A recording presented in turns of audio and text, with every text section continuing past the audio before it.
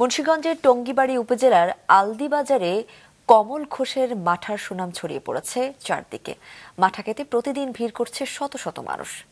প্রতিদিন ১,৫০০ লিটার মাঠা বিক্রি হয় তার। ছুটির দিনে বিক্রির পরিমাণ দাঁড়ায় ২,৫০০ লিটারে। বাসির উদ্দিন জুয়েলের তথ্য ছবিতে ডেস্ক রিপোর্ট। ভোরের আলো ফুটতেই লোকে লোকারণ্য মুন্সিগঞ্জের টঙ্গীবাড়ি উপজেলার আলদি বাজার। একসাথে এত লোক জড়ো হওয়ায় পাশের সড়কে তৈরি হয়েছে যানজট। সবাই এসেছে আলদি বাজারের কমল ঘোষের মাঠা খেতে।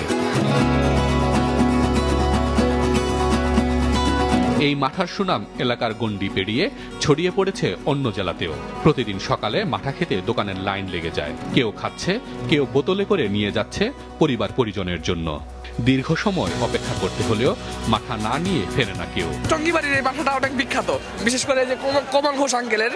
এটা মোটামুটি প্রতিনিয়ত এরকম ভিড় হয়। আমরা নারায়ণগঞ্জ থেকে আসছি, ভোর ৫টা বাজে রওনা দিয়ে মাত্র এখানে পৌঁছেছি। অনেক স্বাদ, এর জন্য আমরা ছুটে আসছি এই আলদির মাঠা খাওয়ার জন্য। ৩বার আসা হয়েছে এর আগে, এবার ৪র্থবার আমার আসা হলো। অনেক নাম শুনছি, আজকে প্রথম আসলাম মাঠা খাইতে। এদিকে এটাই অনেক বিখ্যাত, তাই তো সবাই ঢাকা থেকে মানুষ আসে।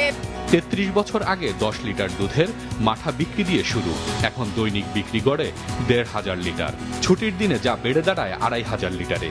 মাঠার স্বাদের রহস্য জানিয়ে দেন কমল ঘোষ। বলেন, গ্রাম থেকে সংগ্রহ করা খাঁটি দুধ দিয়ে তৈরি হয় মাঠা।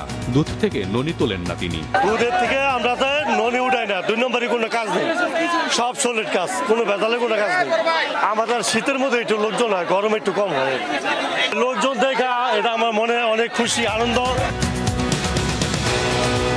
প্রতি গ্লাস মাঠা বিক্রি হয় ৩০ টাকায়, আর প্রতি লিটারের দাম ১৪০ টাকা। মাছরাঙা নিউজ ডেস্ক।